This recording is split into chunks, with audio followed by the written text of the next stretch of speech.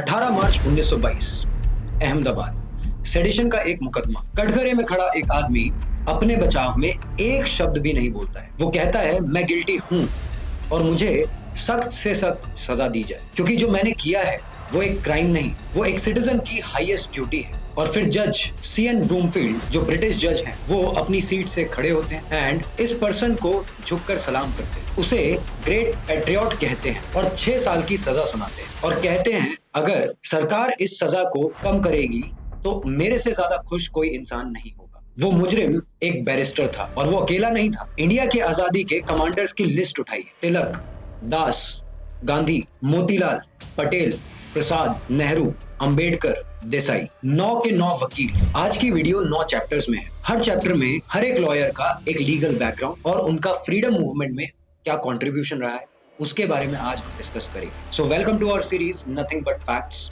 My name is advocate Manik Choubey, your CLAT mentor.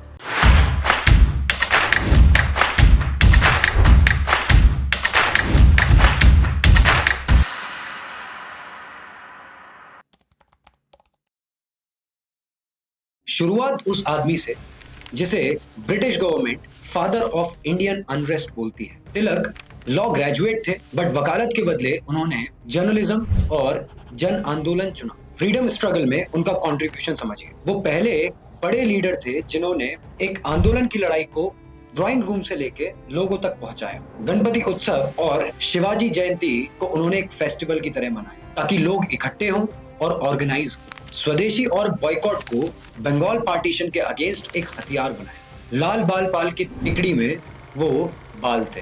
Congress के अंदर assertive nationalism की एक आवाज। और 1916 में मंडले से लौटने के बाद उन्होंने होम रूल लीग बनाई, जिसके अंदर सेल्फ गवर्नेंस की बात घर घर तक पहुंची। और वही उनका अमर मंत्र था कि स्वराज मेरा जन्म सिद्ध अधिकार है और मैं इसे लेकर रहूंगा।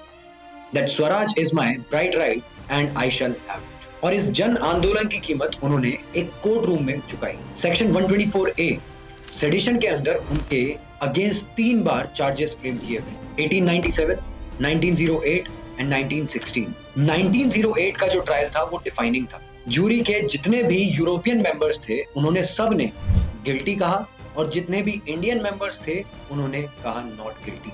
सजा 6 साल, मंडले वर्मा। सजा सुनते ही उन्होंने जो कहा वो बॉम्बे हाई कोर्ट के उस प्लेग पर आज भी लिखा हुआ है कि एक हायर पावर नेशंस की डेस्टिनी लिखती है और मेरा सफर करना ही इस कॉज के लिए फायदेमंद हो। और एक इंटरेस्टिंग फैक्ट, 1916 का जो केस था उसमें उनके बैरिस्टर थे मोहम्मद अली जिन्ना, जिन्होंने उनको बचाया। तिलक ने देश को सिखाया कि एक अक्यूज्ड का जो बयान है वो एक मैनिफेस्टो भी बन सकता है और जेल भी एक पॉलिटिकल स्टेटमेंट है।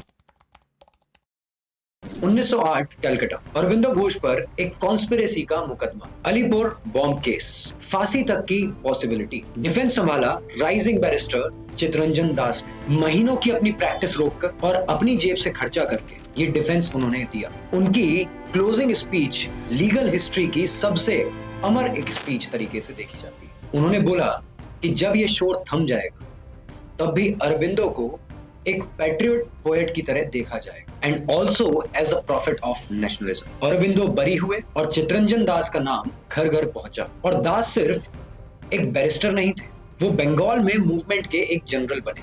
1920 के नॉन कोऑपरेशन मूवमेंट पर गांधी जी के कॉल पर उन्होंने कलकत्ता बार में जो उनकी बादशाहत थी उसको एक ही कॉल पर छोड़ दिया। अपनी प्रॉपर्टी तक मेडिकल रिलीफ एंड मूवमेंट के लिए दे दी। बंगाल में नॉन कोऑपरेशन मूवमेंट को उन्होंने ही लीड किया। स्टूडेंट्स को नेशनल स्कूल्स में लाए, खुद जेल गए। इनफैक्ट जो उनकी पत्नी थी वो भी जेल गई।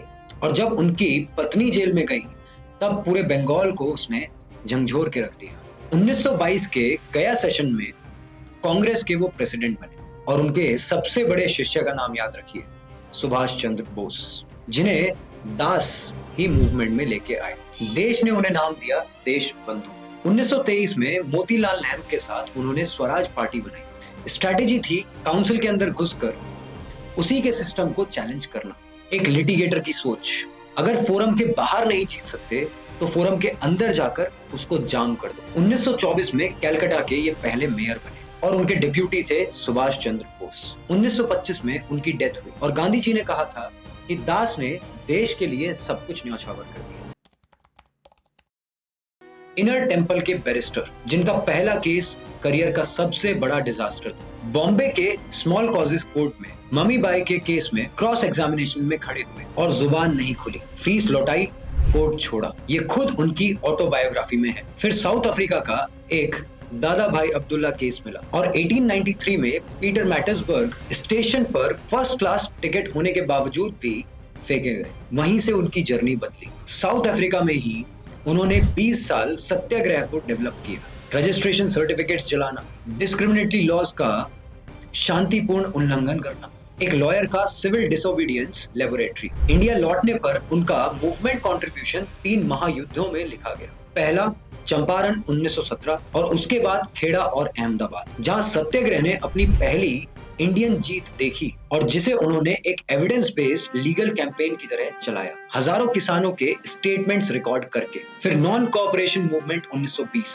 पहली बार पूरे देश ने सारे के सारे ब्रिटिश इंस्टीट्यूशंस का एक साथ बॉयकॉट किया। कोर्ट्स, स्कूल, टाइटल्स, जितनी भी सब चीजें थी, सबका बॉयकॉट किया गया। दूसरा सिविल डिसोबीडियंस मूवमेंट 1930, दांडी तक 240 मील की सॉल्ट मार्च, थोड़े से नमक से एम्पायर के पूरे नमक कानून को तोड़ा, दुनिया ने देखा। तीसरा क्विट इंडिया मूवमेंट 1942, करो या मरो। अंग्रेजों की जो रूट्स थी वो तभी उखड़ चुकी थी और बीच में वो याद करो 1922 का जो ट्रायल जिससे हमने वीडियो स्टार्ट करी थी। डिफेंस का राइट सरेंडर करके उन्होंने कोर्ट रूम को कॉन्शियंस का स्टेज बना दिया। उनका कहना था कि अगर लॉ ही अन्याय है तो उस लॉ की सजा गले लगाना भी प्रोटेस्ट है। एक फेल्ड लॉयर ने लिटिगेशन छोड़कर पूरे देश को अपना क्लाइंट बना लिया और दुनिया का सबसे बड़ा केस जीत लिया।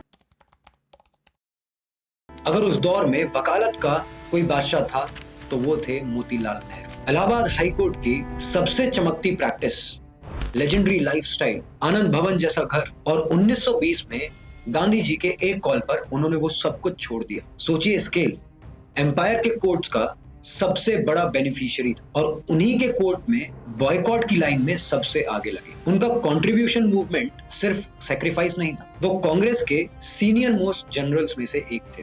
2 बार के कांग्रेस प्रेसिडेंट। 1919 में अमृतसर में जलियांवाला बाग के ठीक बाद सबसे बड़े मुश्किल दौर में वो कांग्रेस प्रेसिडेंट रहे और फिर 1928 कलकत्ता नॉन कोऑपरेशन मूवमेंट में बेटे जवाहरलाल नेहरू के साथ ये जेल में गए। पिता पुत्र की वो जोड़ी एक मिसाल बन गई। आनंद भवन को उन्होंने कांग्रेस को समर्पित कर दिया जो आगे जाके स्वराज भवन बना। 1923 में दास के साथ स्वराज पार्टी बनाई और सेंट्रल लेजिस्लेटिव असेंबली के अंदर ओपोजिशन लीडर की तरह सरकार को घेरा। एक कोर्ट रूम एडवोकेट असेंबली को कोर्ट रूम बनाकर लड़ता रहा और उनका सबसे बड़ा कंट्रीब्यूशन 1928 का नेहरू रिपोर्ट, जब ब्रिटिश ने टॉन्ट किया कि इंडियंस अपना कॉन्स्टिट्यूशन खुद बना के दिखाएं, तो मोतीलाल की चेयरमैनशिप में कॉन्स्टिट्यूशन इंडिया ने बना के दिखा दिया। Dominion status, fundamental rights, minority protections के साथ इंडिया का पहला इंडियन ड्राफ्टेड कॉन्स्टिट्यूशनल फ्रेमवर्क बना। हमारे कॉन्स्टिट्यूशन की फैमिली ट्री में नेहरू रिपोर्ट ग्रैंडफादर है और वो कलम एक वकील की थी।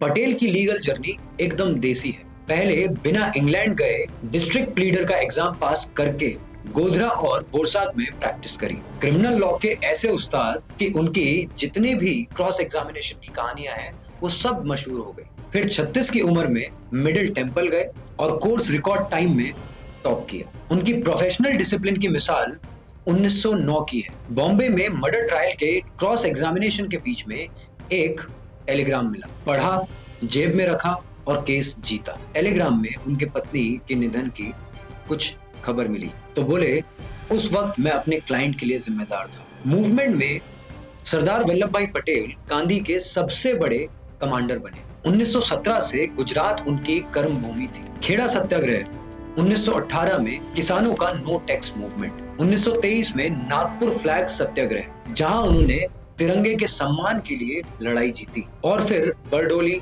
1928 जहां रेवेन्यू इंक्रीज के अगेंस्ट उनके डिसिप्लिन प्रोटेस्ट ने सरकार को झुका दिया और बरडोली की महिलाओं ने उन्हें खिताब दिया सरदार 1931 में कराची सेशन के कांग्रेस प्रेसिडेंट बने। वही हिस्टोरिक सेशन जिसने फंडामेंटल राइट्स और इकोनॉमिक प्रोग्राम को पास किया। सॉल्ट सत्याग्रह और क्विट इंडिया में लंबी जेल काटी। 1942 में कांग्रेस वर्किंग कमेटी के साथ अहमदनगर फोर्ट में बंद रहे और उनका फाइनल केस तो आप जानते ही हैं। आजादी के बाद 560 से ज्यादा रियासतों को इंडिया में मिलाना, instrument of accession, legal documents के जरिए एक नेगोशिएटर लॉयर ने वो किया जो तलवारें भी नहीं कर पाती। तो इंडिया का नक्शा एक एडवोकेट की ड्राफ्टिंग है।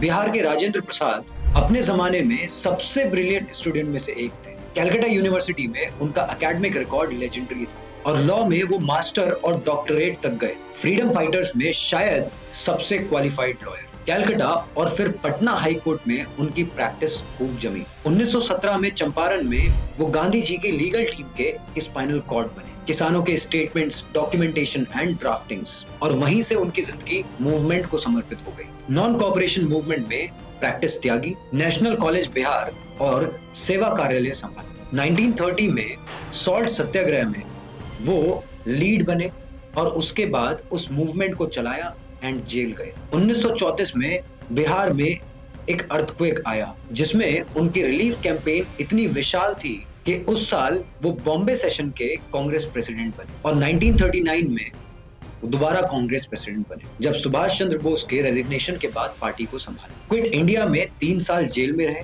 संगठन, सेवा और सत्याग्रह तीनों उनके कंट्रीब्यूशन के पिलर्स थे और फिर हिस्ट्री ने उन्हें वो सीट दी जो किसी कोर्ट रूम से बड़ी थी, कॉन्स्टिट्यूएंट असेंबली के प्रेसिडेंट। 3 साल तक दुनिया की सबसे वाइब्रेंट असेंबली की डिबेट्स उन्होंने एकदम न्यूट्रल वे में चलाई। 26 जनवरी 1950 को वही वकील इंडिया के पहले राष्ट्रपति बने। एक लॉयर के चेयरमैनशिप में एक कॉन्स्टिट्यूशन बना और एक लॉयर के हाथों ही लागू हुआ।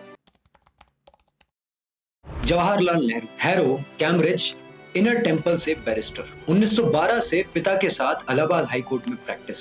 लेकिन सच ये है कि उनका मन कोर्ट में नहीं लगा। वो खुद लिख चुके हैं कि उनको ये प्रोफेशन डल लगता है। उनका कोर्ट रूम देश बन गया और मूवमेंट में उनका कंट्रीब्यूशन किसी से कम नहीं। 9 बार गिरफ्तार हुए, लगभग 9 साल जेलों में गुजारे। 1929 में लाहौर सेशन के कांग्रेस प्रेसिडेंट बने। वही हिस्टोरिक सेशन जिसने पूर्ण स्वराज का रेजोल्यूशन पास किया, कंप्लीट इंडिपेंडेंस, डोमिनियन स्टेटस नहीं। 26 जनवरी 1930 को पहला इंडिपेंडेंस डे मनाया गया, वही तारीख जो बाद में रिपब्लिक डे के लिए चुनी गई। रावी के किनारे झंडा फहराने वाले नेहरू ही थे। नॉन कॉपरेशन से क्विट इंडिया तक सारे मूवमेंट में सबसे फ्रंट लाइन पर रहे और 1946 एंड 47 के डिसाइसिव नेगोशिएशंस में भी उनका बहुत बड़ा रोल रहा। कैबिनेट मिशन से ट्रांसफर ऑफ पावर्स तक इंटरिम गवर्नमेंट के हेड बने और फिर 15 अगस्त की उस रात प्रेस्ड विद डेस्टिनी।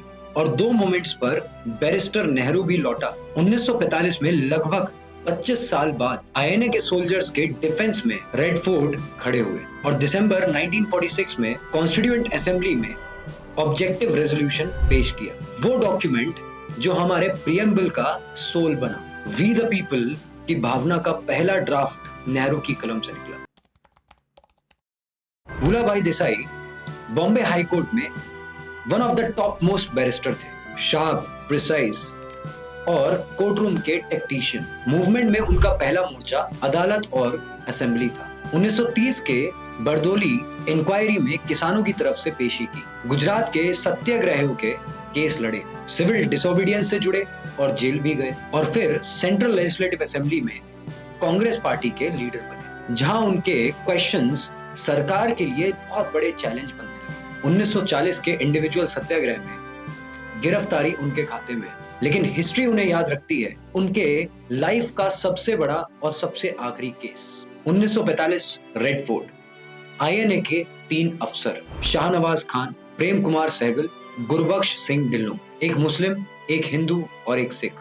चार्ज लगा waging war against the king. Desai का डिफेंस आज भी इंटरनेशनल लॉ में पढ़ाया जाता है कि ये soldiers provisional government of free India की ऑर्गेनाइज्ड अथॉरिटी के अंडर लड़ रहे थे और इंटरनेशनल लॉ एक गुलाम देश को आजादी की ऑर्गेनाइज्ड जंग का हक देता है, इसलिए इन पर ब्रिटिश म्युनिसिपल लॉ का देशद्रोह लगता ही नहीं है। कोर्ट मार्शल ने कन्विक्ट किया, लेकिन देश के इस एंगर के सामने कमांडर इन चीफ ऑचनलेक को सजा रेमिट करनी पड़ी। केस टेक्निकली हारा बट देश जीत गया। कुछ दिनों में नेवल म्यूटिनी हुई और ब्रिटिशर्स समझ गए कि अब राज इन आर्मी ऑफिसर्स की वजह से भी नहीं चलेगा। और एक पॉइग्नेंट ट्रुथ, देसाई की डेथ 1946 में हुई। जो आजादी शायद उन्होंने सबसे ज्यादा एक्सेलरेट करी, उसे देखने के लिए वो जिंदा ही नहीं। और अब वो नाम जिसके बिना ये वीडियो अधूरी है, भीमराव रामजी अंबेडकर, जो बचपन में क्लासरूम के बाहर बैठाए जाते थे। वो कोलंबिया यूनिवर्सिटी से doctorate, London school of economics से डॉक्टरेट और ग्रेज इन से बार एट लॉ लेकर लौटे। 1923 से बॉम्बे हाईकोर्ट में प्रैक्टिस और लीगल स्किल्स का इस्तेमाल उन लोगों के लिए जिनके लिए कोर्ट्स बने ही नहीं थे। उनका फ्रीडम स्ट्रगल दो धारी था, ब्रिटिशर्स से आजादी और अपने ही समाज के अंदर बराबरी। 1927 का महद सत्याग्रह, पब्लिक टैंक से पानी पीने की अधिकार का असर्शन, और उसी साल मनुस्मृति का दहन, जो सोशल ऑर्डर के अगेंस्ट एक चैलेंज था। 1930 से कलाराम मंदिर एंट्री सत्याग्रह, मूक नायक और बहिष्कृत भारत जैसे अखबारों से चेतना फैलाई। तीनों राउंड टेबल कॉन्फ्रेंस में डिप्रेस्ड लोगों की आवाज बने। उन गिनती के कुछ लीडर्स में जो अकेले तीनों कॉन्फ्रेंसेस में गए। 1932 के पूना पैक्ट में गांधी जी के फास्ट के सामने सेपरेट इलेक्टोरेट्स छोड़कर रिजर्व सीट्स का समझौता किया। हिस्ट्री का सबसे मुश्किल नेगोशिएशन। 1936 में इंडिपेंडेंट लेबर पार्टी बनाई,